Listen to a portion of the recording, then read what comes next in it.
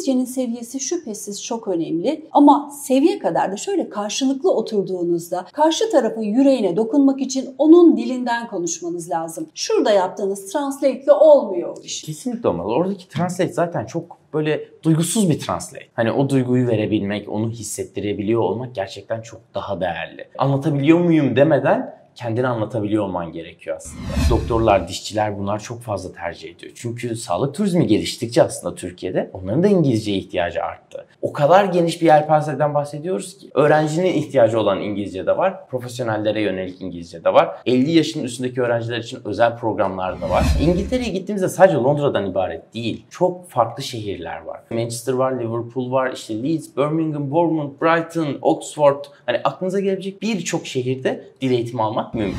Bana uyan ülkeyi birlikte karar verme alanım var mı? Böyle bir imkanım var mı? Kesinlikle. Bizim ilk yaptığımız işlem tam olarak burası oluyor. Öğrencinin geçmişini, gelecekte ne yapmak istediğini, şu anda ne yaptığını, bunların hepsini ilk başta bir analiz etmemiz lazım. Yani biz 17 farklı ülkeyle çalışıyoruz. Dolayısıyla hem bütçesel olarak hem yapmak istediklerinize en uygun ülkeyi çıkartmak için eğitim danışmanları çalışıyor aslında. 18 yaş üzerindeki bütün öğrencilerimiz her pazartesi başlayan kurslarımızdan birine dahil olabilirler.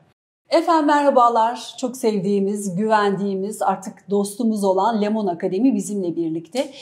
Son yayından sonra şahsi hayatımda da çevremden o kadar çok soru geldi ki şimdi o soruları da bu yayında konuşacağız. Başka bir ülke hayali kuranlar, başka bir ülkeye gideceğim ama hiç param yok diyenler, bankada para gösteremem diyenler bu yayını lütfen çok dikkatli izleyin. Sadece öğrenciler değil, Türkiye'de mesleği olanlar ama bu mesleği başka bir ülkede de değerlendirmek istiyorum diyenler, işte tam sizi ilgilendiren bir yayın başlıyor. Siz hoş geldiniz. Serkan Bey siz de hoş geldiniz. Hoş bulduk. Lemon Akademi bizim artık dost listemizdesiniz. Evet. O şekilde ilerliyoruz. Çok güzel yayınlar oluyor. Çok güzel de geri dönüşler oluyor açıkçası. Bana da çok soru geliyor. Şimdi onlardan da size sormaya çalışacağım. İlk soru, hala İngiltere'de present perfect tense konuşuluyor mu, kullanılıyor mu? Onunla başlayalım. Ne çektik o lisede? Değil mi? Present Perfect tense diye hani bir alışamadık. Çünkü bizde bir karşılığı yok gün sonunda. Evet. Ama bunu bilmeden ben İngilizce biliyorum demek imkansız. Dolayısıyla hani bunu bir şekilde öğreneceğiz ya. Bunun başka kaçar yolu yok. O verb 3'lere gireceğiz yani. 3. tense'lere gireceğiz. Hani bunsuz İngilizce ben biliyorum, anlıyorum, anlatabiliyorum demek imkansız. Hani geçmişi kullan, şimdiyi kullan, geleceği kullan. Bunların hepsini kapsayan bir tane tense var ve aslında bütün işi çözüyor diyebiliriz. Ve tabii hani kaçamak arayollar vardır ya, Google Translate. Olmuyor işte. Olmuyor. O Google Translate ile işi çözemiyorsunuz. Bilmeniz gerekiyor ve artık beşeri ilişkiler öyle bir noktaya geldi ki İngilizcenin seviyesi şüphesiz çok önemli. Ama seviye kadar da şöyle karşılıklı oturduğunuzda iş konuşuyor olabilirsiniz, arkadaşlık olabilir.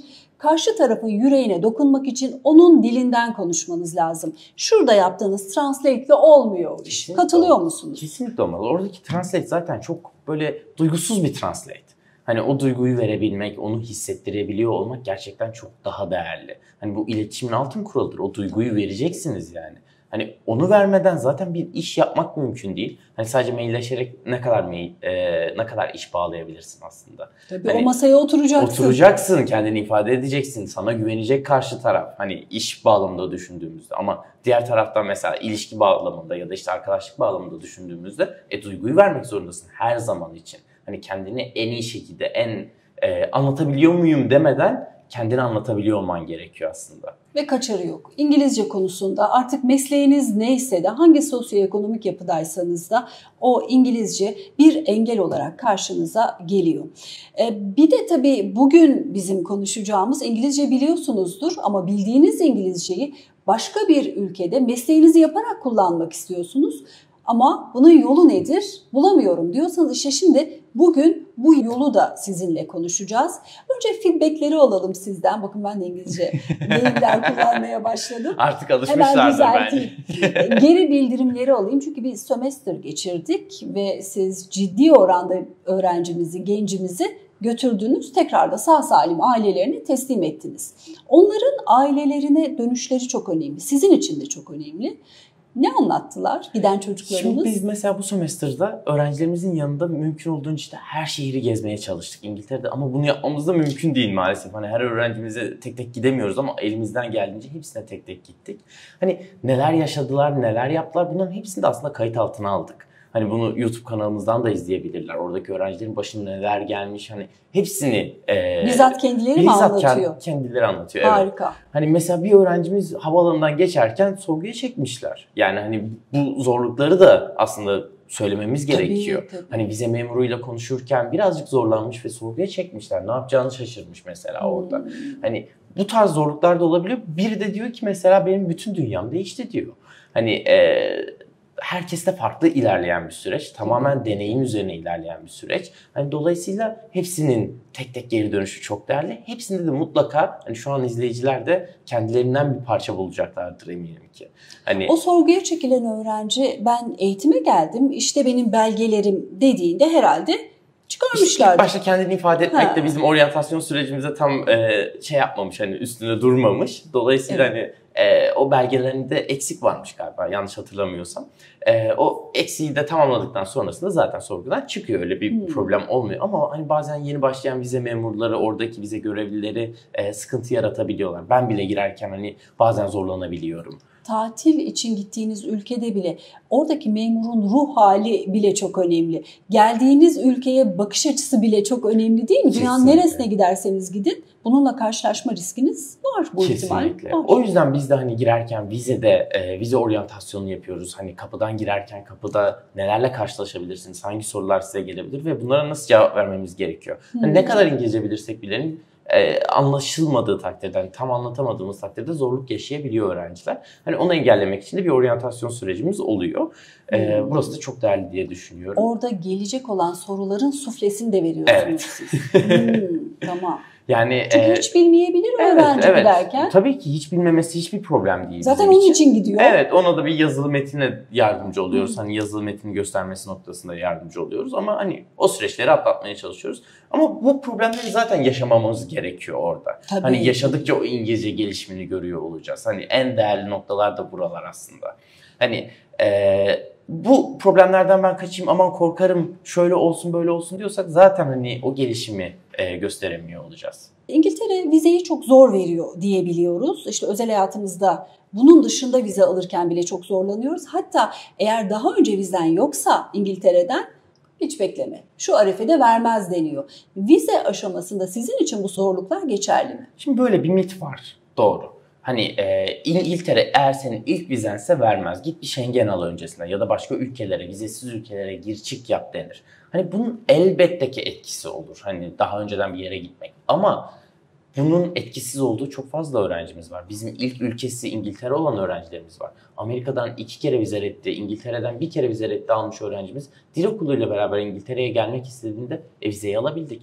Yani buradaki hikayenin doğru kurgulanması gerekiyor. Bu öğrenci neden İngilizce öğrenmek istiyor? Maddi yeterliliği var mı? İşte seyahat geçmişi olsun, işte gelecek planları olsun, bunların hepsini aslında toparlamış oluyoruz biz. Hani sponsoru kim, sponsoru neden sponsor, işte bankasında ne kadar parası var, hani bu yaşam masraflarını karşılayacak bütçesi var mı? Bunların sponsordan hepsini, kastınız nedir? Aile, anne, baba olabiliyor ya da şirketler olabiliyor çalışanları için. O manada hani sponsor diyoruz, sponsor olarak adlandırıyoruz bu kişileri. Yani şirket gönderiyor. Evet. İyi gördüğü, gelecek vadeden bir çalışanına diyor ki bunu biraz daha geliştirelim. Evet. Bu yolda sizinle kesişiyor. Kesinlikle. Ve siz aracı oluyorsunuz. Şirketler bazen İngiltere'de operasyonunu yürütmek istiyor. O yürüteceği kişiyi gönderiyorlar bazen. Hani bazen de işte dediğiniz gibi tam olarak Türkiye'de işlemlerine devam edecek ama İngilizce bilmesini istiyor. Hani terfi ettirecek ama İngilizcesi yok çalışanın. O zaman o şekilde yönlendirebiliyor. Yani aslında biraz daha toparlayacak olursam ilk vize noktasında hani bu kriterleri zaten sağladıktan sonra vize almamak gibi bir şeyden bahsetmiyoruz. Hani vize alamadığımız durumlarda oluyor tabii ki ama bunlar da tamamen keyfi dediğimiz durumlar. Yani ben senin döneceğine inanmadım dediği anda aslında orada olay bitmiş oluyor. Bunu diyor mu? Bunu diyor.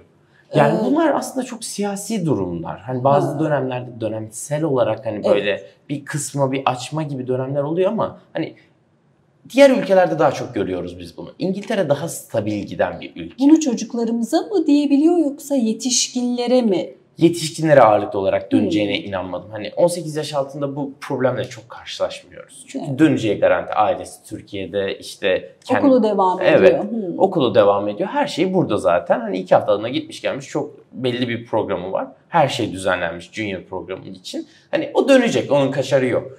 Ama yetişkinler için döneceğine inanmadım. Seni Türkiye'ye bağlayan sebepleri göremedim dediği durumlar olabiliyor. Ama dediğim gibi diğer ülkelere göre çok daha stabil giden bir ülke İngiltere. Hani bunu Kanada'da, Avustralya'da, işte Malta'da ya da işte Amerika'da görme imkanımız çok daha yüksek. Direkt vize red oranları mesela Amerika'da %90'larda, 95'lerde. Öyle mi? Evet. Ama İngiltere'de böyle bir şey söyleyemeyiz yani. Hani eğer hikaye doğru kurgulandıysa vize almamak için çok büyük bir sebep yok açıkçası. Önemli ikinci soru, hani vize alırken bir mevduat istiyor bankadan. Benim bankada param yok. Ya param yok ya da bankada değerlendirmek istemiyorum o parayı. Öyle bir şey gösteremem size. Bu benim için bir engel mi?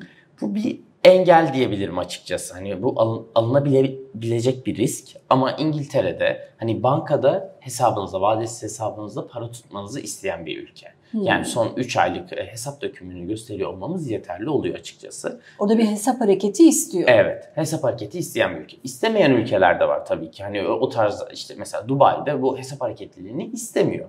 Hani eğer hiçbir şekilde biz gelirimizi yasal yollarla gösteremiyorsak, ispatlayamıyorsak hani başka ülke seçeneklerini değerlendirmemiz gerekiyor. Ama İngiltere'de yasal yolla kazanıldığını iddia etmemiz gerekiyor. İspat etmemiz gerekiyor. Hangi meslek grubu daha çok geliyor size? Mesela ben havacılık geçmişim olduğu için, çok uzun yıllar kokpit programını sunduğum için havacı izleyicim çok fazla. Pilot da keza yine öyle. Pilotlar, ben başka bir hava yolunda artık şansımı denemek istiyorum diyorsa, İngilizcesini de daha iyileştirmek adına, bu birincisi. İkincisi, İngilizcesi yeterli değil ama pilotluk hayali kuruyor. Bu iki seçenek için Lemon Akademi gelin der mi? Kesinlikle der. Bizim çok geniş yelpazede dil eğitimi programları sunuyoruz. Hani ilk başta hani 18-25 yaş grubu aslında ağırlıklı olarak tercih ediyor diyebilirim İngiltere'yi. Hani bu öğrenci grubundan ziyade daha sonrasında işte tam dediğiniz meslek gruplarının tercih dönemi başlamış oluyor. Şimdi dediğiniz gibi pilotlar için mesela özel pilotajda kullanılacak IQ sınavına yönelik aslında eğitimler verilebiliyor. İşte branşsal yönlendirmeler de var. Bunu bilmiyordum. Ya da genel İngilizcenin dışında mesela işte iş İngilizcesi dediğimiz işte plaza dilinde konuşulacak olan İngilizceye de branşsal olarak yani yönlendiriyoruz. Havacılıkla ilgili terminolojilerin daha çok konuşulduğu bir ders programı, doğru mu anladım? Doğru, %100 doğru. Ya da hekimseniz sağlık alanındaki kelimelerin ve terminolojilerin yoğun olduğu. Evet. Branşsal İngilizce. Mesela şu dönemde tam olarak bahsettiğiniz gibi doktorlar, dişçiler bunlar çok fazla tercih ediyor. Çünkü sağlık turizmi geliştikçe aslında Türkiye'de onların da İngilizceye ihtiyacı arttı. Hani evet belki İngilizce tıp okudular Türkiye'de ve hani o şekilde devam ediyorlar ama iletişimde eksiklikleri oldukları için hani bazen branşsal bazen de işte genel İngilizce dediğimiz işte yoğun İngilizce dediğimiz programları tercih ederek konuşmalarını iyileştirmeye çalışıyorlar. Hani herkesin tercih edebileceği mutlaka programlar var. İsterse Türkiye'de İngilizce öğretmenliğini bitirmiş olsun, İngiliz Dili Edebiyatı bitirmiş olsun. Onlar bile tercih ediyor. Çünkü onların da Celta Delta programı alması gerekiyor ki uluslararası öğretmenliklerini kanıtlamış olsunlar. Hani o kadar geniş bir yelpazeden bahsediyoruz ki öğrencinin ihtiyacı olan İngilizce de var, profesyonellere yönelik İngilizce de var. 50 yaşın üstündeki öğrenciler için özel programlar da var. Hani programın bin çeşit program var diyebilirim açıkçası. Peki bu program var mı? Şimdi ben İngilizce biliyorum. Ama Lemon Akademi'ye geldim, dedim ki sivri bir örnek vereyim, oradan siz cevaplandırın. Serkan Bey, ben BBC ile benim bağlantımı kurar mısınız? Çünkü öyle bir iddiaları da var. Gelin biz orada şirketlerle, firmalarla sizi bir araya getireceğiz diyorlar. Madem iddia sahibi ispatlamakla yükümlüdür. Ben geldim, dedim ki Lemon Akademi ile onun aracılığıyla İngiltere'ye gelmek istiyorum, beni BBC ile görüştürün. Şimdi her ülkede bu iddiamız yok açıkçası. Hani oradan başlamak gerekiyor. Şimdi BBC ile birebir görüştürmekten ziyade hani üniversite içerisinde kurulmuş dil okullarımız var. Bu üniversite içerisinde kurulmuş dil okullarımızla aslında belli bir kariyer bağlantıları olabiliyor. Hani o kariyer merkezleri içerisinde güzel kontaklar kurulabiliyor. Hani belki BBC vardır kontaklar içerisinde, belki yoktur, onu bilmiyorum. Ama bu kariyer merkezleriyle de aslında irtibatta kalarak daha sonrasında BBC girdiği takdirde aslında iletişime geçebilirsiniz. Neden olmasın? Hani bütün kontakları ben de bilmiyorum tabii ki ama belki vardır, belki yoktur. Şu noktada mesela... Bir kontak listeniz var sizin. Üniversitenin aslında kontak listesi var ve bunu da o üniversite bünyesindeki dil okuluna giden öğrencilerimiz aslında kullanabiliyorlar kariyer merkezlerinde. Size başvururken deklare ediyor musunuz bizim kontaklarımız bunlar diye? Açıkçası o her okulun kendi içerisinde bulunduğu için hani okullara özel olarak duran bir kontak listesi. Hani deklare edip yani sürekli değişen bir kontak listesinden bahsediyoruz. Yenileri ekleniyor. Tabii ki. Yani onu kontrol etmemiz bizim de çok mümkün olmuyor ama hani ağırlıklı olarak çalışma izinli programlarda bunu daha sık kullanıyoruz. O ayrı bir maliyet mi? Yani size yapılan ödemenin, az sonra soracağım ne kadar olduğunu, içerisinde bu var mı? Yoksa ben kontak da istiyorum dediğimde ayrı mı faturalandırıyorsunuz? Benim her söylediğim her şeyin içerisinde açıkçası. Paket. Eğer kariyer merkezi varsa okulun orayı kullanabiliyorsa daha sonrasında onun için ekstra hiçbir ücret ödemiyor öğrenciler.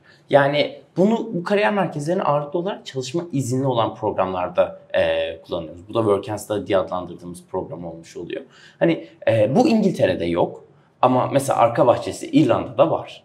Hani orada kullanabilir öğrenciler. Hani kariyer merkezleri de orada daha aktif olarak çalışıyor çünkü öğrencilerin işe ihtiyacı olmuş oluyor aslında. Biz İngiltere'yi bugün daha çok konuşacağız ama biz İngiltere'yi konuşurken İrlanda'yı da konuşuyormuşuz gibi anlasınlar mı? Kapsıyor mu? Yani Galler'i konuşuyor muyuz biz bu konuşmalarımızın içerisinde? Tabii İngiltere dediğimiz zaman aslında Birleşik Krallık'tan bahsediyoruz. Bunun içerisinde sadece Londra, Manchester oraları konuşmuyoruz. Kesinlikle değil. Galler'i konuşuyoruz. İskoçya'yı konuşuyoruz. Galler Prensi'ni konuşuyoruz kızlar. Kuzey İrlanda'yı konuşuyoruz. Bunların hepsini kapsıyor aslında İngiltere. Yani İngiltere'ye gittiğimizde sadece Londra'dan ibaret değil. Çok farklı şehirler var. Buranın içerisinde Manchester var, Liverpool var, işte Leeds, Birmingham, Bournemouth, Brighton, Oxford. Hani aklınıza gelebilecek birçok şehirde dil eğitimi almak mümkün. Hani bunların hepsi farklı maliyetler noktasında ön plana çıkıyor ya da işte kültürleri, şehrin yaşam stili olarak ön plana çıkan şehirler var. Hani bunlar dışında evet Galler'de işte Cardiff'te ders alabilirsiniz, Edinburgh'da ders alabilirsiniz İskoçya'da, Belfast'ta ders alabilirsiniz Kuzey İrlanda'da. Bunların hepsini aslında biz İngiltere diye adlandırıyoruz çünkü daha çok bilinmiş ismi İngiltere oluyor. Hani bugün İskoçya'ya gitmek istiyorsanız da yine Birleşik Krallık UK vizesine başvuruyor olmanız gerekiyor. Hani dolayısıyla hepsini kapsayıcı diyebilirim aslında. İngilizce özelinde yapıyoruz bu sohbeti. Hedefin bir yerinde İngilizce var. Ya tamamı İngilizce öğrenmek ya da hayat planının içinde İngilizce ile yapacağım bir şeyi konuşuyoruz. Ama ben bilmiyorum da bu ülkeleri. Mesleğim var, doktor olayım ben. Mesleğim var, başka bir ülkede şansımı denemek istiyorum. Ama burada kültür çok önemli. Hangi ülkenin kültürü bana uyar? Bununla ilgili de bir deneyimim yok. Gidip kalmadım başka ülkelerde. Size gelip bununla ilgili bir açıklama ve bana uyan ülkeyi birlikte karar verme alanım var mı? Böyle bir imkanım var mı? Kesinlikle. Bizim ilk yaptığımız işlem tam olarak burası oluyor. Öğrencinin geçmişini, gelecekte ne yapmak istediğini, şu anda ne yaptığını, bunların hepsini ilk başta bir analiz etmemiz lazım. Çünkü ben Londra diyorumdur. Aslında ben Kanada insanıyımdır mesela. Olabilir. Yani hani Londra'ya aradığım geldi şey diye. Kanada'dadır. Kesinlikle öyle. Hani aradığınız şey Kanada'da olabilir, Malta'da olabilir, işte İrlanda'da olabilir, Dubai'de olabilir, Avustralya'da olabilir, neresiyse artık. Hani biz 17 farklı ülkeyle çalışıyoruz. Dolayısıyla hani aradığınız şey bir ülkede var, bunu biliyoruz ve size en uygun hani hem bütçesel olarak hem yapmak istediklerinize en uygun ülkeyi çıkartmak için eğitim danışmanları çalışıyor aslında. Ben o ülkeyi arıyorum ama o ülke benim gibi bir mesleği ve beni arıyor mu? Bu da çok önemli. Evet. Hani gittiğimde bir an önce çalışmam, paramı kazanmam lazım da o ülke beni arıyor mu? İşte bu noktada eğitim danışmanları tam olarak devreye giriyor. İlk başta bir ülke seçimi, daha sonrasında şehir seçimi de çok önemli. Hani ne yapıda bir insansınız? Burası çok kritik. Yani işte akşam dışarıda takılmak isteyip gece hayatı olan bir insan mısınız? Yoksa daha sakin bir hayat, daha kırsal bir hayat mı seviyorsunuz? Ya da işte hem metropol olsun hem beni yormasın insan mısınız? Yani nasıl bir hayat? Yeşillik içerisinde mi istiyorsunuz? Daha gri bir şehir mi istiyorsunuz? Hani ne istiyorsunuz? Hani ona göre de şehirler şekilleniyor. Hani bu tercih de çok önemli. Çünkü o şehirde yaşıyor olacağız. Hani evet İngiltere'deyiz ama İngiltere'nin de bin bir türlü şehri var. Hani hangisini seçeceğiz? Neresinde eğitim alacağız? Neresinde kalacağız? Sırf bu uyumsuzluk yüzünden tekrar dönen o kadar çok insan var ki. Evet. Dokusu, şehrin, ülkenin dokusu uymadığı için sırf bu nedenden dönen çok insan tanıyorum. Çok kritik. Her şehrin katacağı çok farklı şeyler var. Sizden alacağı şeyler de var. Hani burayı atlamamamız gerekiyor. İşte mesela Londra sizin vaktinizi alacak. Evet çok güzel bir ulaşım ağı var. Çok güzel metro sistemi var. Ama uzun sürecek. Yani İstanbul gibi orası düşündüğümüzde trafiği işte yoğunluğunu düşündüğümüzde İstanbul'dan daha yoğun bir şehir. Hani alan bazına baktığımızda. Dolayısıyla yoracak mesela Londra. Onun yerine Londra gibi işte Manchester'ı tercih edebilir öğrenciler, Birmingham'ı tercih edebilir. Belki daha az yorularak yine büyük şehirlerde kalacaklar. Hani oraları da düşünmemiz gerekiyor. Yani 360 derece her tarafıyla değerlendirmemiz gerekiyor. Hani burada kendimize evet yatırım yapıyoruz ama yaptığımız yatırımda bir maddi bir karşılığı var. O karşılığı da tam manasıyla alabilmek için hani şehir seçimine kadar, hatta şehrin içerisinde bölge seçimine kadar gidiyoruz. Hani burası gerçekten kritik. Hani programın yanında bir de uygun şehri de belirlememiz gerekiyor öğrenci. Şu anda İngiltere'de en çok hangi meslek grubu tercih sebebi? Biz ve bizim gibi ülkelerden gidenler için. Net olarak söylemek birazcık güç olur. Çünkü her meslek grubundan evet ihtiyaç var. Ağırlıklı olarak mühendislerimiz tercih edebiliyor İngiltere'yi. Bilgisayar mühendisi öğrencilerimizi çok görüyorum mesela. Makine mühendisi öğrencilerimiz tercih edebiliyor. Çünkü çok büyük e-ticaret firmaları olsun, işte yazılım firmaları olsun orada da bulunuyor. Ve finans sektörü zaten hani dünyanın merkezi, finansın merkezi İngiltere. Dolayısıyla finans sektöründe çalışanlar tercih edebiliyor. Ama ilk başta dediğim gibi 18-25 yaş grubunda hala hazırda bir mesleğini edinme yolunda olan öğrencilerin en çok tercih ettiği lokasyonlardan birisi olmuş oluyor. Daha sonrasında 30 yaş üzerinde de bu dediğim meslek grupları işte mühendislik, doktorluk, öğretmenlik. Peki işte İrlanda ve diğer konuştuğumuz ülkeler için ne kadar zamanda iş buluruz? Aceleci bir milletiz, ülkenin durumu ortada, dünyanın ekonomik durumu ortada, pound'un durumu ortada. Gelip hemen iş bulmamız lazım. Şimdi bu iş bulmak tamamen öğrencinin çalışma hayatındaki beceriye bağlı. Bir de yanında İngilizce seviyesine. İletişim. Evet, iletişimi kuramıyorsa zaten öğrenci, hani Work and Study kapsamındaki ülkeler işte İrlanda'da, Malta'da, Dubai'de, Avustralya'da kendi işini yapmaları zor olacak. Hani önce bir İngilizcemizi geliştirmemiz gerekiyor. İngilizcemizi geliştirdiğimiz takdirde zaten iş kapıları açılıyor olacak. Bu dönem içerisinde şunu söylememiz gerekiyor. İngilizcemizi geliştirdiğimiz dönemde hizmet sektöründe çalışmak mümkün. Çok hızlı bir şekilde iş bulan, hatta daha okula başlamadan bütün ilanlara başvuran öğrencilerimiz var. Daha Türkiye'deyken ilanlara başvuruyorlar. Bir şekilde görüşmeyi kopartıyorlar. Türkiye'deyken bütün işini ayarlamış öğrencilerimiz oluyor. Belki restoranlarda, restoran olabilir, hizmet kafe olabilir, kafe işte, olabilir, oteller olabilir. Havaalanında çalışan öğrencilerimiz oluyor ağırlıklı olarak. Daha sonrasında barlarda çalışan öğrencilerimiz oluyor. İşte marketlerde işte kasiyer, reyon görevlisi olarak çalışıyorlar. Hani bu İngilizce seviyemizin alt olduğu dönemlerde ve kendimizi geliştirebileceğimiz, pratik yapabileceğimiz alanlar. Ama İngilizce seviyemizi geliştirdik, artık profesyonel olarak kendi mesleğimizi ifade edebilir konuma geldiysek kendi mesleğimizi yapmanızda da herhangi bir sakınca bulunmuyor. Mesleği var, İngilizcesi var, şansını yurt dışında denemek istiyor. Daha burada yapılabilir. Peki şu soruyu sorarsa, ben yapıyorsam bunu Lemon Akademi'ye neden ihtiyacım var derse? Şimdi bunu yapabiliyorsa eğer ihtiyacı olmayabilir. Tabii ki dışarıdan da hareket edebilir. Ama burada okullarımızın kariyer servisleri birazcık ön plana çıkmış oluyor. Hani aslında zaten İngilizceyle kendi işini yapan öğrenciler dil okuluyla gelmiyor. Hani dil okuluyla gelmesine ihtiyacı da olmaz. Lemon Akademi'ye bu noktada ihtiyacı kalmayabilir. Ama İngilizcesinde kendi eksiklik görüyorsa ya da o ülkeye girmek için küçük bir adım olarak görüyorsa o zaman evet dil eğitimi onun için de güzel kurtarıcı olabilir. Yani burada kendi karar vereceği bir şey. Hani Lemon Akademi'ye ihtiyacım var mı? Ben işi burada uzaktan bulabiliyor muyum? Yoksa oraya gidip fiziksel olarak mı bulmam gerekiyor ve İngilizceme de destek sağlayacak mıyım? Şimdi bir önceki sorunuzda aslında İngiltere için de mesela şunu örnek verelim. Evet İngiltere'de çalışma iznimiz yok. Ama oraya giden öğrencilerimiz gittiklerinde firmalarla görüşüp CV'lerini elden bırakabiliyorlar. Evet eğer firmalar onları isterlerse zaten Türkiye'ye döndükten sonra tekrar vize başvurusu yapıyorlar ve orada vize statüsünü değiştirerek çalışabiliyorlar. Hani dil okuluyla gittikleri vize de yok ama en azından firmalarla kontak kurabilecekleri anlamına geliyor. Burada mesela İrlanda'ya gitti öğrenci. Oradaki kariyer merkezi dediğimiz yer aslında bir yandan da HR firmaları da getiriyorlar. Hani o HR firmalarında çok sağlam bir database oluyor ve işverenle okulu bu birleştiriyor. Part-time çalışma izni olan kişileri okuldan geliyor, alıyor. Havaalanına mı çalıştıracak ya da işte yaşlı bakım evine mi çalıştıracak? İşte hizmet sektöründe aklınıza neresi geliyorsa işte bir otele götürüyor olabilir. Yani bir 20 kişilik ihtiyacı var, okuldan alıyor 20 kişiyi götürüyor. Hani bu noktalarda evet çok büyük yardımcı oluyor bu kariyer merkezleri. Onun dışında işte hizmet sektöründe neler yaptığını bilmiyoruz. Hani mesela bir barista neler yapar herkes bilmez. Hani onun teknikleri vardır. Bunlar için workshoplar düzenleniyor.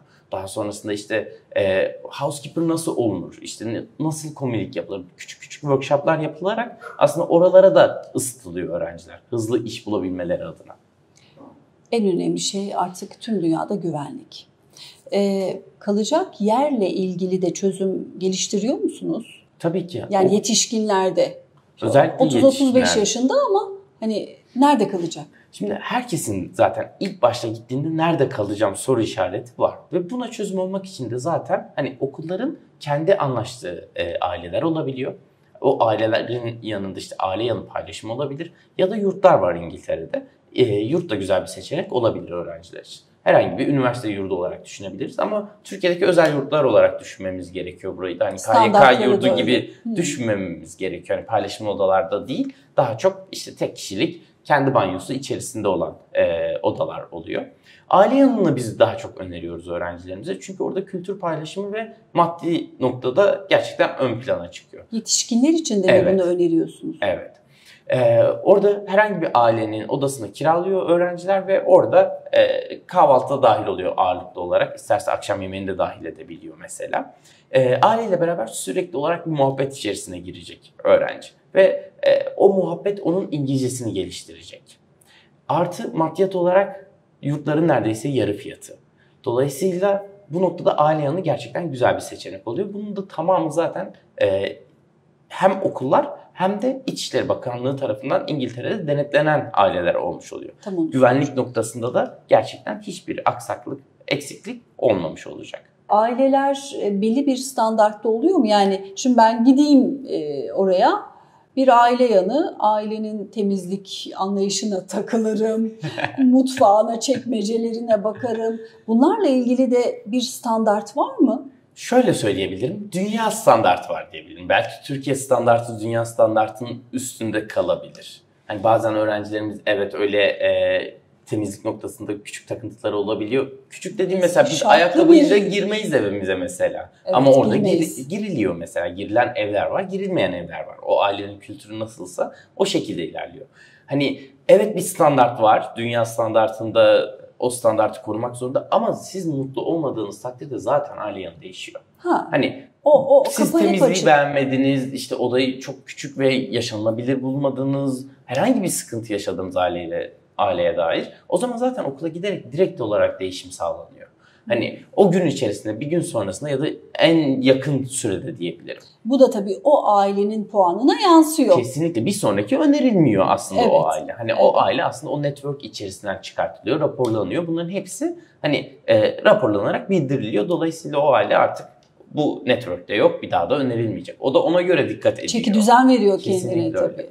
Şimdi güvenlik demişken aslında bir de şuraya da dikkat etmemiz gerekiyor. Şu an mesela büyük şehirlerde güvenlik problemleri de olabiliyor. Özellikle Londra'da. Kapkaç olayları gerçekleşiyor. Her 6 saniyede bir tane telefon çalınıyor. Tam onu diyecektim. Hatta şu uyarıyı almıştım ben. Sakın yolda telefonla şöyle konuşma. Evet. Geçerken alıp gidiyorlar. Evet. Yani İtalya için söylerlerdi bunu eskiden ama. İtalya'da, Paris'te, işte Roma'da ve Paris'te çok fazla vardı. İşte otobüslerin bagajlarına saldıran bir ekip vardı. Ama Londra özelinde söylemem gereken şey sadece telefonlara hırsızlık yapıyor. Benim gördüğüm, duyduğum kadarıyla. Bu konumuzun dışında da Londra'ya gitme planı olan varsa bir şekilde telefona sahip çıkın. Kesinlikle. Kahve içerken Boyunluk masanın olabilir. üzerine koyup da kahvenizi içmeyin. Maalesef mümkün değil. Ama onun dışında hani can riski var mı? Hayır. Yani o tarz suç oranları gerçekten çok düşük ama telefon gasp noktasında gerçekten dikkatli olmak gerekiyor. Hatta bu en son sömestrde gittiğimiz bir öğrencimizin başına gelmiş. İşte kız arkadaşıyla konuşuyor o anda. Diyor ki şurada 3 tane hırsız var diyor. Hani umarım bana bir şey yapmazlar diyor ama uzaktalar, bir sıkıntı olmaz diyor. Telefonu kapattığı gibi telefon alıp gitmişler. Elinden alıp gitmişler. Hangi ülkeden gelmiş olursan ol mutlaka adapte olmak zorundasın ve o güvenlik durumlarına da gerçekten çok önem verir. Hani İngilizler mesela bizdeki gibi böyle temas yapmaz tanımadığı insanlara. Herhangi bir şekilde işte sokaktan gittin tartışabilirsin mesela bir İngilizle. Bağırdın çağırdın işte bir şeyler oldu ama hiçbir şekilde temas edemez. Hani kafa atmaya kalkamaz. Evet, bilir bunun cezasının çok yüksek olduğunu, bunu yapamayacağını bilir. Hani dolayısıyla orada hani can güvenliği açısından öyle bir tehdit yok. İşte daha önce bahsettiğim gibi sadece telefon noktasında dikkatli olması gerekiyor öğrencilerimiz. Bu noktada gerçekten uyarıyoruz öğrencilerimizi. Telefonuna sahip çıktıktan sonra başka bir riskle karşılaşamaz. Hangi meslek grupları sizin taşıdığınız? Onu bir kez daha sormak isterim. Yayın öncesi Serkan Bey dedi ki valla bomba uzmanı bile götürdük. Evet. O değişik bir meslek grubuydu. Ben de ilk defa tanışmıştım bir bomba uzmanıyla. Bomba imha ekibinde çalışıyordum Türkiye'de. Öğrencimiz yine bahsettiğiniz gibi işte helikopter pilotu olmak istiyordu ve bunun için İngilizce ihtiyacı vardı. İngiltere'ye göndermiştik. Daha sonrasında Türkiye'ye geldi, o eğitimini aldı. Sonrasında tekrar İngiltere'ye gitti. Bu sene tekrar İngiltere'ye gitti mesela. Bu programı izledi ve ben de talibim dedi. Harekete geçti. Bugün harekete geçen bir talip Lemon Akademi ile gelmek isterse orada başlayan bir ders programı tarihi var mı? İlk ne zaman dahil olur bu programa? Kesinlikle. Bizim her pazartesi derslerimiz başlıyor. Bekleyeceği bir şey Hiç yok. bekleyeceğimiz Bir ay sonra, bir şey 3 ay sonra diye bir şey yok. Kesinlikle yok. 18 yaş üzerindeki bütün öğrencilerimiz her pazartesi başlayan kurslarımızdan birine dahil olabilirler. Hani burada bekleyeceğimiz tek şey vizeye hazırlık süreci. Hem okula kayıt sürecimiz var, küçük bir süremizi alsa da daha sonrasında vizeye hazırlık sürecimiz var. Eğer vizesi varsa öğrencinin halihazırda daha önceden İngiltere'ye gitmiş geçerli bir vizesi varsa o zaten bir sonraki pazartesi hadi en geç hazırlıklar işte aile yanı konaklaması hazırlanacak, yurda hazırlanacak. Onun için 2 hafta sonrasında başlayabilir diyebiliriz aslında. Yani 2 hafta sonrasında eğer vizeniz varsa gidersiniz. Eğer vizeniz yoksa da vizeye başvuru sürecini dahil ettikten sonrasında istediği her pazartesi başlayabiliyor okula. Süre verebiliyor muyuz? İlk kez İngiltere vizesi alan biri ne kadar bekler ortalama? Şimdi bekliyor. O da yaklaşık olarak söyleyebilirim. Yaklaşık tabii. Hani İngiltere'de randevuyu bulduktan sonrasında şu anki güncel koşullarda 3-4 hafta içerisinde vize sonucu gelmiş oluyor öğrenci. Ama randevuyu bulmakta hani kendimize uygun randevuyu bulmakta bir haftamızı alacağını düşünürsek hani toplamda 1 aylık bir bekleme sürecimiz var. Bir de okulun hazırlıkları hani öğrenci için yer ayıracak, daha sonrasında konaklamasını ayıracak. Hani buraları da düşündüğümüzde işte 4-5 hafta civarında aslında bütün işlemler tamamlanıp sıfırdan giden bir öğrenci direkt başlayabiliyor. Hayatını değiştirmeye başlamış oluyor aslında. Hayallerini soruyor musunuz size müracaat edenlerin? Yani neden gelmek istiyorsun sorulardan biridir ama hayallerini anlatıyorlar mı? Bugüne kadar bu hayalle gelip ulaşan var diyebileceğiniz. Şimdi bizim öğrencilerimizde gerçekten hani Türk milletinde de gerçekten çok güzel hayalleri olan öğrenciler oluyor. Hani öğrencilerimize zaten soruların içerisinde neden gitmek istiyorsun dediğimizde hayallerini anlatıyor aslında o arka planda. O hayalleri içerisinde işte ben çok acı noktalarını da paylaşıyor bazen öğrenciler. İşte bana şöyle mobbing yaptılar, İngilizce bilmiyorum diyen öğrenci oldu. Ya da işte ne bileyim ben şuraya gitmek istiyorum deyip işte bir tane teknoloji firmasını istiyorum deyip orada gerçekten bunu başarmış olan öğrencimiz de oldu. Hani bunu İrlanda'da yaptı mesela bir öğrencimiz teknoloji firmasına girerek ya da işte bugün aklınıza gelebilecek en büyük e-ticaret firmasına giden çok lüks araba markalarında çalışan öğrencilerimiz oldu. Bunlar onların hayaliydi ve onları gerçekleştirdiler. Hani hayatlarını artık Türkiye'de değil de işte yurt dışında gerçekleştirmek istiyorlar ve bunun için de ilk başta temeli olan İngilizceyi, daha sonrasında belki yüksek lisansı, belki daha sonrasında doktoraya başlamak istiyorlar.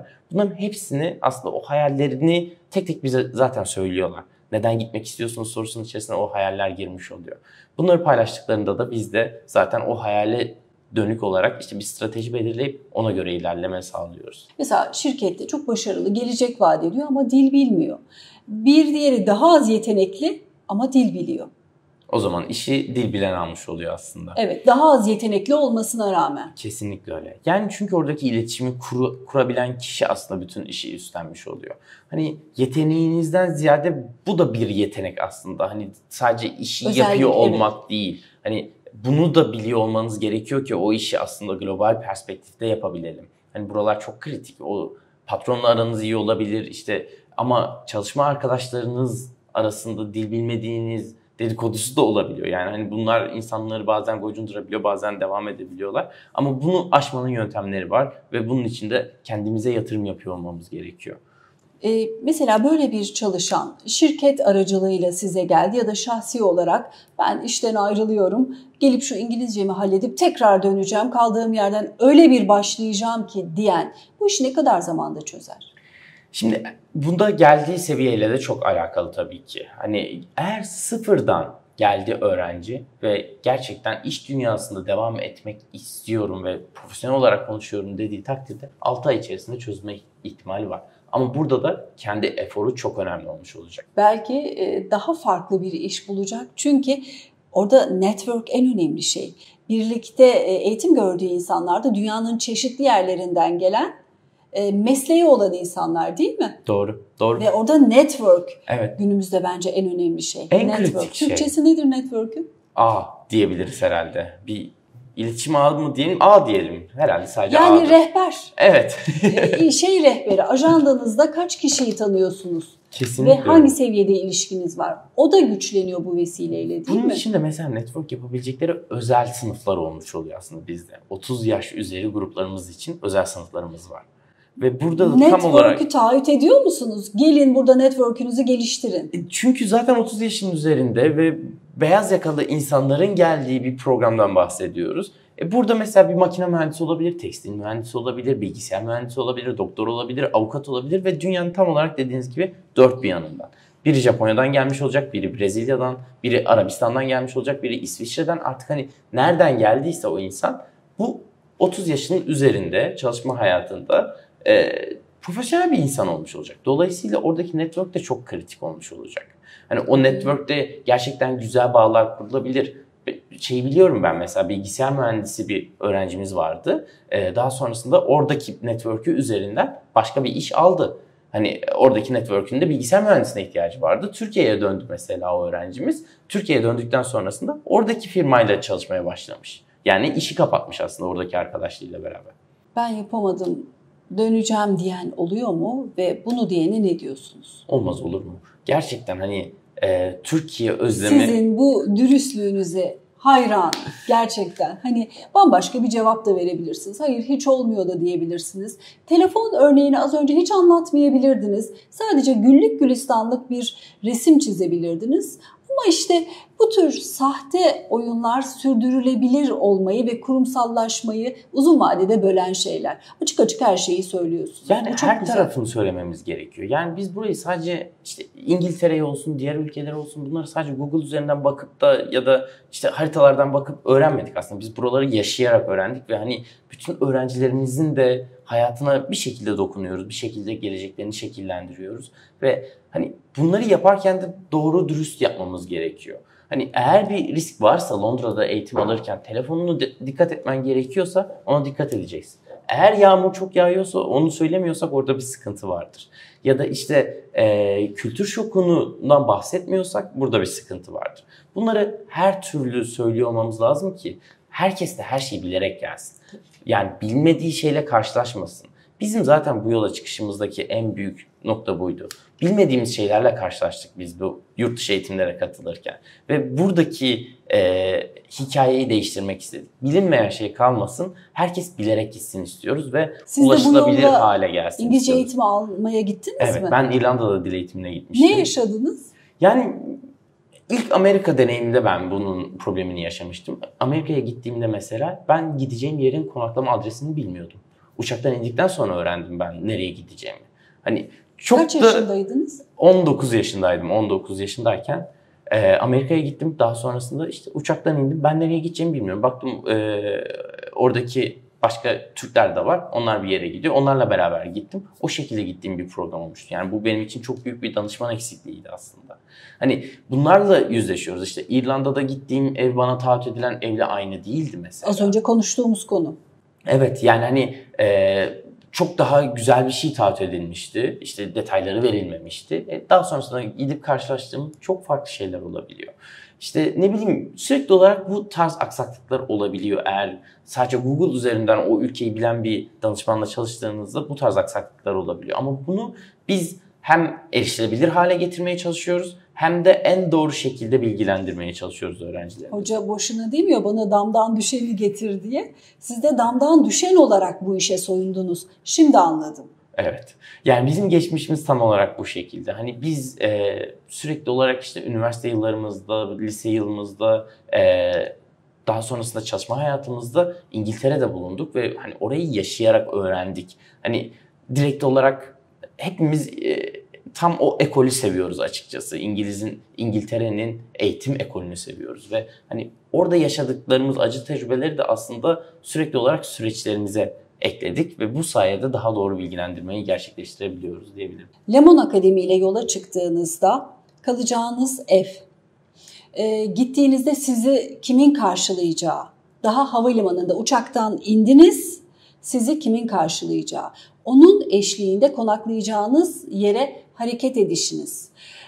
Sonrasında orayla ilgili bir rahatsızlık duyduğunuzda hemen değişim şansının sizin elinizde olması. Yine taahhütleri olan bu work and study için geçerli.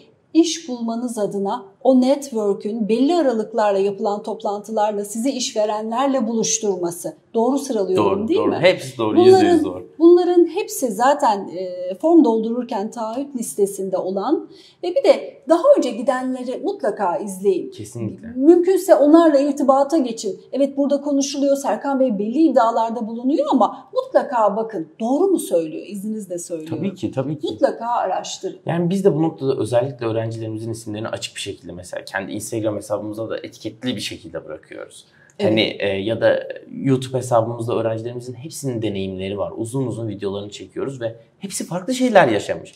Eminim ki yani şu an bu videoyu izleyen kişiler o deneyimlerin içerisinde mutlaka kendine ait bir parça bulacak ve onun yolundan gittiğini hissetmiş olacak aslında. Yani şu an içinde bulundukları durumları birçok insan yaşıyor. Ve onlardan bahsediyoruz aslında. Daha sonrasında oradaki gelişimlerinden bahsediyoruz. Neler yapmak istediğinden bahsediyoruz. Hani bu deneyim onlara neler kattı. Bunları bir izlesinler. Gerçekten akıllarına yatıyorsa o zaman devam etsinler yola. Biz bu bölümde yetişkinleri konuşuyoruz. Yani meslek sahibi olup şansını, mesleğini başka bir ülkede kullanmak isteyenleri konuşuyoruz ama belki şu da faydalı olacaktır. Şimdi önümüz yaz. Bir sömestr daha var. Sonrası da yaz. Çocuklarını göndermek isteyen aileler. Oradaki yaş aralığınız nedir? Bir kez daha hatırlatalım. Tabii ki. Kaçla kaç? 13 ile 18 yaş grubunu 13 ile 18 yaş arası. Direkt olarak, bireysel olarak yaz okullarına kaydedebiliyoruz. Daha önceki 7 ile 13 yaş arasında ise aile programlarıyla beraber kayıt alabiliyoruz. Ama önümüz yaz dedik ve şu an kış aylarındayız. Bu kayıtlarımız da neredeyse Mart ayında çoktan dolmuş oluyor. En iyi okullar zaten 2 sene öncesinden kapılmış oluyor. Daha sonrasında iyi okullara devam ediyoruz. Hani okullar kapansın ben bir karar veririm. Öyle bir şey yok. Öyle bir şey yok. Yani hani bu ayarlamalar çok erkenden hazırlanıyor junior programları için. Dolayısıyla ne kadar erken ulaşırlarsa, ne kadar erken bütün ayarlamaları yaparlarsa en doğru zaman o zaman olmuş oluyor. Çünkü dediğim gibi bu sene yüksek ihtimal zaten Nisan'da çoktan dolmuş olacak bu yaz için. Son günler neredeyse. Neredeyse son günler diyebilirim. 13 yaşındaki çocuğumla ben de gitmek istiyorum diyorsam, anneye, babaya da, yanında ebeveyne de eğitim alanı çocuğuna yakın bir yerde sağlayabiliyor musunuz? Şimdi, yani çocuğu oraya bırakıp kendi de gitse. Aile programlarımızda bunu destekleyebiliriz 7-13 yaş grubu içerisinde. 13 yaşından sonrasında öğrenciler aslında birazcık daha kapalı grup, yani daha korumacı bir grupta oluyorlar. Yani arkadaşlarıyla beraber bireysel olarak katıldıkları programlar. Burada ben bile özel izinlerle beraber aslında ziyaret edebiliyorum oradaki gruplarımızı. Hani onun dışında kimse içeri giremez, kimse dışarı çıkamaz gibi bir şeyle düşünmemiz gerekiyor. Hani aileyle zaten görüşüyor olması onun eğitimine birazcık negatif etki olmuş olacak. Sekteye uğratır. Eğer öğrencimiz tek başına bu işi becerebiliyorsa, tek başına yaşamayı halledebiliyorsa, o şey varsa, yeteneği varsa bırakalım öğrenci 2 hafta kendisi eğitimini alsın. Daha sonrasında da aslında o gelişimi tek başına yaşasın. Aileler bir noktada uzak durması gerekiyor burada. 13 yaş ve sonrası için Bireysel. İstanbul'dan çocuğunuzu uçağa bindireceksiniz. Londra'da biz karşılıyoruz. Londra'da Lemon Akademi karşılıyor. Aynen öyle. Hani çocuğumla ben de geleyim, biz bir ev tutarız. Çocuğu sabah okula bırakırız, akşam da alırım diyorsam. Bu da mümkün ama onun bu seçenekte var mı? Eğitimini gerçekten sekteye uğratmış oluruz. Bunu daha küçük yaş grubu için yapıyoruz dediğim gibi. Hani 13 yaş çok ütopik bir örnek olabilir belki, 14 yaş özellikle mesela o yaş grubu için. Ama dediğim gibi 13 yaşından önce 12, işte 11, 10 o yaş grubumuzda zaten bu tarz programlar oluyor. İsterse aile de gidip eğitim alıyor. İstemezse almıyor, çocuğunu bırakıyor, sabah bırakıyor, akşam alıyor. Ya da işte sabah bırakıyor, öğlen alıyor gibi programlar oluyor. 13 ve sonrası 13 ve sonrası artık bırakın. Bireysel. Bir de geçen programlardan hatırlıyorum. Hatırlatmakta da fayda olduğunu düşünüyorum. Biz sanıyoruz ki çocukları gönderdik. Onlar sabah gidiyorlar, akşama kadar İngilizce yapıyorlar. Sonra otele gelip yatıyorlar. Hayır, öyle bir organizasyondan organizasyona. Buna bir yaşam vizyonu olarak da bakabiliriz. Evet. Yaşam gustosu olarak da bakabiliriz. Çocuk sadece İngilizce öğrenip dönmüyor. Orada o kadar çok aktiviteye, orada o kadar çok müzeye gidiyor ki. Doğru mu anlattım? Kesinlikle %100 doğru anlattınız. Dolayısıyla siz ben alayım çocuğumla akşam vakit geçireyim dediğinizde belki bu kadar kaliteli vakit geçirmeyecek. Kesinlikle. Yani bu junior yaz okulları aslında dil eğitiminden çok daha öte. Hani dil eğitimi bu işin belki %30'luk parçası. Hani belki de 25'lik parçası. Bunun yanında işte tek başına yaşamayı öğrenecek. Daha sonrasında o dediğiniz işte müzelere gidecek. Daha sonrasında etkinlikler olacak. Sinemaya gidecekler, oyunlar oynayacaklar. Aklınıza gelebilecek güzel restoranlara götürülüyor. Bazen farklı şehirler gezdiriliyor. Mesela Londra'da dil eğitimi alıyor öğrenci.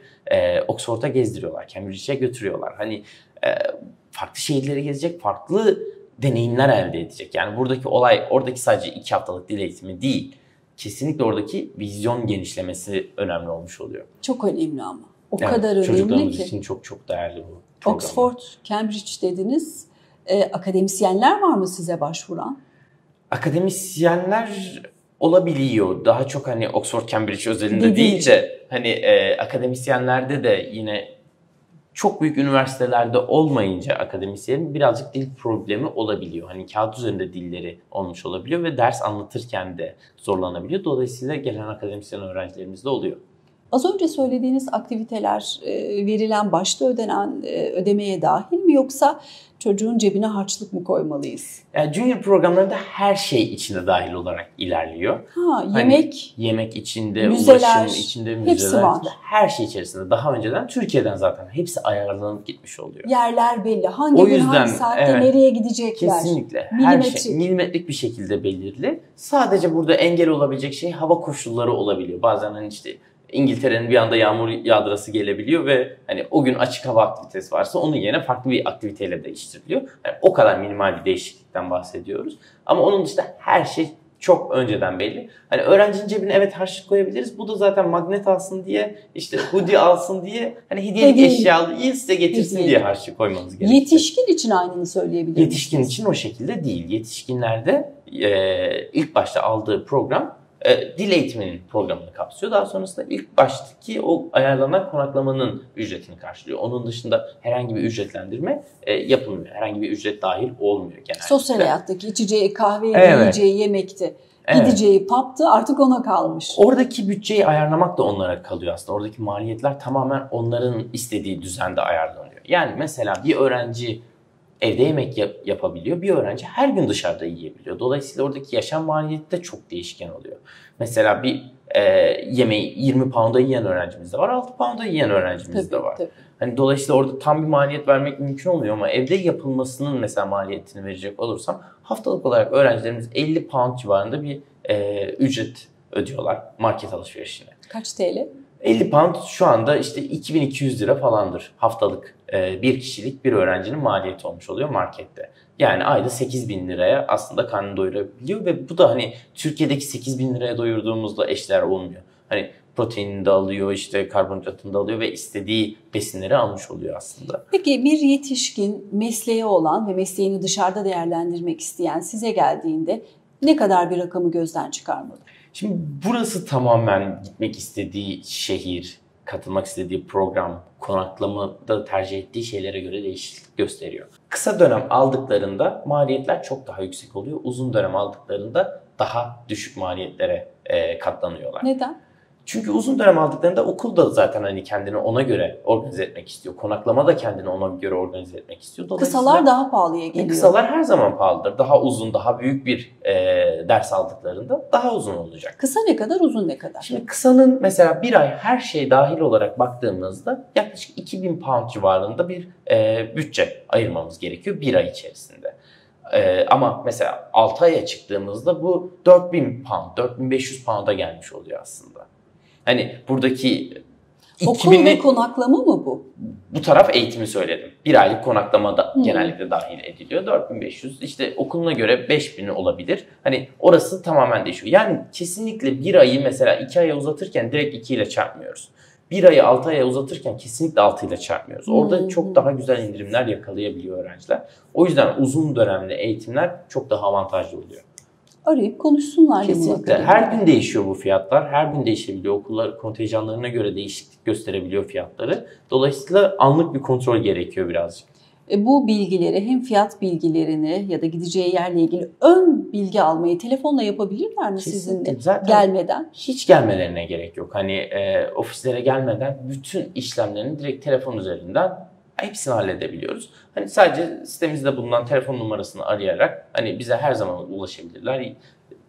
Sitemizde bulunan işte formları doldurabilirler. Biz onları arayabiliriz. Biz de paylaşıyoruz zaten. Evet. Açıklamada var. Açıklamada da olacaksa süper. Oradaki formu da doldurarak direkt olarak bizim eğitim danışmanlarımız onları arayarak ulaşabilirler. O zaman bir girip göz atın. Bu konuştuklarımız ilginizi çekiyorsa, ben de bir süredir düşünüyorum ama nereden başlayacağımı bilemiyorum diyorsanız detayları almak ve belki ekonominizle eşleşiyor mu eşleşmiyor mu bir gözden geçirmek için hemen bir arayıp sorsunlar. Eminim ki eşleşecek bir tane program, seçenek ülke program bulunacaktır. Yani bu yolda çıkmak istiyorlar mı? En önemli konu bu. Nasıl başlamak istiyorum sorusu kalmamalı. Sadece işte hangi ülkeye gideceğim, hangi programa dahil olacağım, benim bütçem hangisini karşılıyor bunları öğrenmek için her zaman bize ulaşabilirler.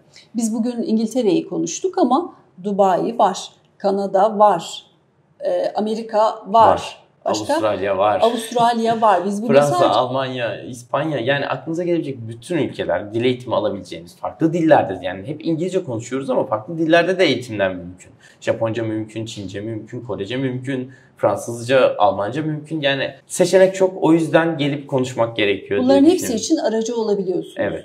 Çok teşekkür ederim. Ben teşekkür ediyorum.